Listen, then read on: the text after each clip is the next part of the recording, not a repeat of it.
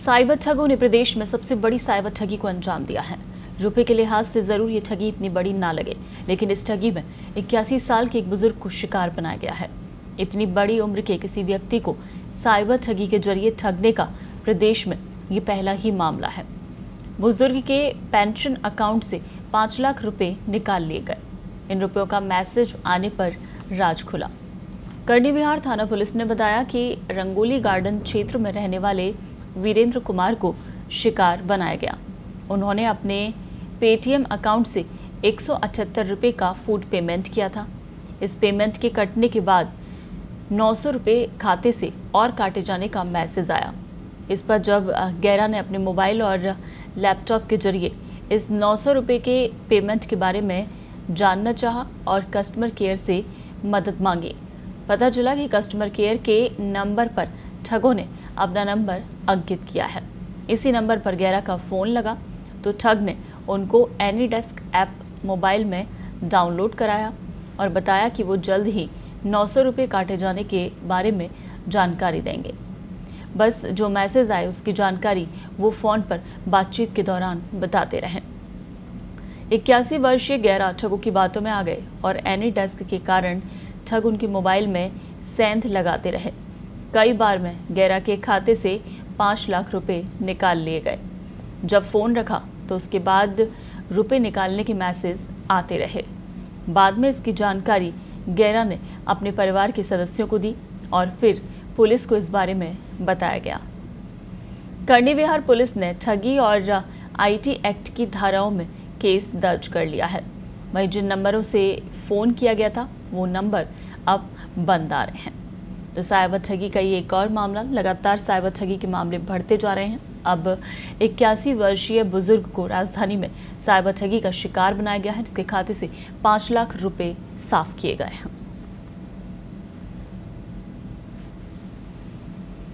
चलिए इस पर और ज्यादा जानकारी के लिए हमारे सहयोगी जयंत फोन लाइन पर हमारे साथ जुड़ गए हैं। जयंत, लगातार मामले सामने आ रहे हैं, लोगों को जागरूक भी किया जा रहा है, लेकिन बावजूद लोग इसका शिकार होते जा रहे हैं। एक बार फिर से ठगी की वारदात, क्या कुछ अपडेट है? टोटल कितनी रकम अकाउंट से साफ हुई है? जयंत, आप सुन पा रहे हैं? हेलो। बिल्कुल जयंत, ये एक और मामला साइबर ठगी का जो सामने आया है, क्या अपडेट है उसे लेकर? कितना पैसा अकाउंट से साफ किया गया और किस तरह से ठगी का शिकार बनाया गया इन वृद्ध को? बिल्कुल, देखिए 5,07,000 के आसपास रुपए जो है वो अकाउंट से निकाले गए हैं। 8 बार के अंदर 8 ट्रांजैक्शन किए गए हैं। उसके बाद जाकर ये रकम निकाली गई है, करीब 5 लाख रुपए। और आप देखिए कि प्रदेश में किसी भी बुजुर्ग व्यक्ति से अगर ठगी की वारदात की बात की जाए तो ये सबसे बड़ी वारदात है जी। जो व्यक्ति हैं उनकी उम्र 81 साल है। एसबीआई में उनका पेंशन अकाउंट था और पेंशन अकाउंट में जितना पैसा था लगभग वो सारा साफ कर दिया गया है और भविष्य उनके लिए जो है अब थोड़ा अंधकार में एक तरह से रहने वाला रह सकता है जी। और इस पूरे घटनाक्रम के बाद 4 से 5 धाराओं में मुकदमा लगा है। और जिस नंबर से फोन आया था, जो पुलिस को एक क्लू की तरह लगता, लेकिन वो नंबर फिलहाल बंद है। उसके आईपी एड्रेस और अन्य जांच उस नंबर के बारे में करनी विहार पुलिस कर रही है। जी। जयंत, जिस तरह से लगातार ये साइबर ठगी के मामले आ रहे हैं, लोगों को हालांकि जागरूक भी किया जा रहा है इस तरह के मामलों को लेकर कि किसी भी तरह का कोई कॉल आए फेक या कोई जानकारी मांगे शेयर नहीं करें, लेकिन बावजूद उसके इन वृद्ध ने एनीडेस्क ऐप भी डाउनलोड किया और जिस तरह से ठग कहते जा रहे हैं उसी तरह से ये उसका शिकार होते चले गए। क्या कहना है इनका कि किस तरह से ये मतलब बातों में उलझे उनके? बिल्कुल, देखिए आज सबसे बड़ी बात रहती है कि अगर बैंक से संबंधित, फूड डिलीवरी ऐप से संबंधित या एयरलाइन से संबंधित या किसी भी और चीज की क्वायरी करने के लिए सामान्य व्यक्ति गूगल पर जाकर उक्त जो भी कंपनी होती है उसका कस्टमर केयर नंबर की डिमांड करता है जी। बड़ी बात आप ये देखिए कि जितनी भी बड़ी बड़ी कंपनियां हैं उन कंपनियों के कस्टमर केयर के नंबर पर ठगों ने अपने नंबर अंकित कर रखे हैं और इस तरीके से सेटिंग कर रखी है कि अगर कोई भी व्यक्ति कस्टमर केयर के नंबर की डिमांड करेगा तो वो नंबर, ठगों का जो नंबर है, वो सबसे ऊपर ब्लिंक करेगा। और सबसे बड़ी बात यह है कि कोई भी आम व्यक्ति, चाहे कोई भी हो, वो उस कस्टमर केयर के नंबर पे फोन करता है ये जानकर कि ये नंबर कंपनी का नंबर है और हमारी बात कंपनी के किसी प्रतिनिधि से हो रही है। जबकि ये बाद में पता लगता है, जब खाते साफ होते हैं तब पता लगता है कि ये नंबर किसी ठग का था और उस ठग ने जीवन भर की जो कमाई है, जो बचत है, जो भविष्य के लिए रखी गई रकम है वो साफ कर दी है।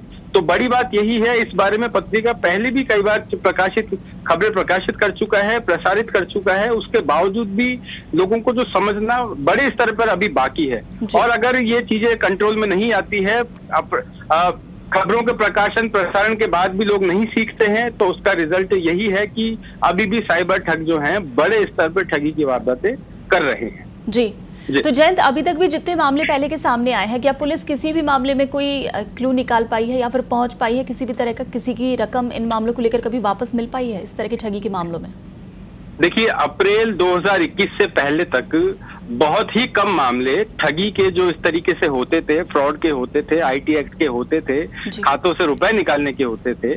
उनमें से 10 से 12% मामलों तक में ही पुलिस पहुंच पाती थी और बरामदगी तो बहुत कम रहती थी उनमें। लेकिन 1 अप्रैल बाद से जयपुर समेत कुछ शहरों में एक टोल फ्री नंबर और जारी किया है पुलिस की तरफ से, जो बैंक के प्रतिनिधियों की मदद से जारी किया गया है। उस नंबर पर कॉल करके ये लोग जो हैं, पुलिसकर्मी को अगर उस नंबर पे कॉल किया जाए तो उस नंबर से कॉल उठने के बाद पुलिस तत्काल कार्रवाई में जुटती है। एक अलग टीम ही इसके लिए तैनात की गई है। और अच्छी बात यह है कि अगर जयपुर शहर की बात की जाए तो 1 अप्रैल से लेकर अब तक करीब 80-90 लाख रुपए के आसपास की रकम सही समय पर कॉल करके या सही समय पर कदम उठाकर पुलिस बचा चुकी है। हालांकि 3 से 4 करोड़ रुपए की जो रकम है वो अभी भी लिंगर होने एक तरीके से उसका अभी भी जो है कोई पता ठिकाना नहीं है कि वो रकम किस खातों में गई है। उस बारे में भी पड़ताल की जा रही है। लेकिन जो बैंक ग्राहक हैं उनको भी समझना बहुत जरूरी है कि किस तरीके से ठगों से बचा जाए। बिल्कुल जयंत, इस तमाम जानकारी के लिए शुक्रिया। तो साइबर ठगी का ये एक और मामला और बेहद बड़ा मामला है। 81 साल के बुजुर्ग के साथ करीब 5 लाख से ऊपर की साइबर ठगी की गई है।